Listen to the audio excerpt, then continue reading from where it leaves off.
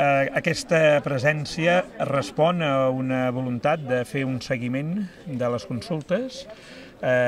S'estan desenvolupant en plena normalitat. Hem pogut comprovar com el sistema informàtic impedeix que una persona pugui votar dues vegades. Per tant, hi ha la certesa, la garantia de que cada persona només pot votar una vegada i només poden votar les persones que estan inscrites en el municipi d'acord amb o el padró o el document d'identitat. Per tant, creiem, pel que hem vist, podem afirmar que clarament responen i respecten el que són les normes bàsiques de control d'una persona, un vot i garantir la no manipulació del sufragi.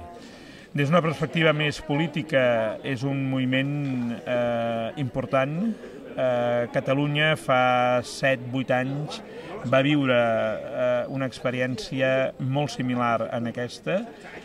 Cal valorar la participació ciutadana, l'empoderament de la ciutadania, moviments transversals que demanen als partits polítics unitat, que demanen als partits polítics posar al centre del debat institucional el dret a decidir.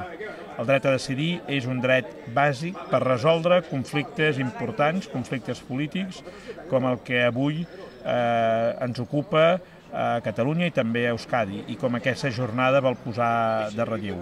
Estem convençuts, i a Catalunya ha succeït, que si la ciutadania vol, si els ciutadans decideixen participar, i aquí el paper de Cures Codagó és molt important com a catalitzador d'aquesta participació ciutadana, més aviat que tard el dret a decidir serà una realitat i les institucions podran organitzar un referèndum perquè la ciutadania decideixi lliurement quin ha de ser el futur d'Euskal Herria.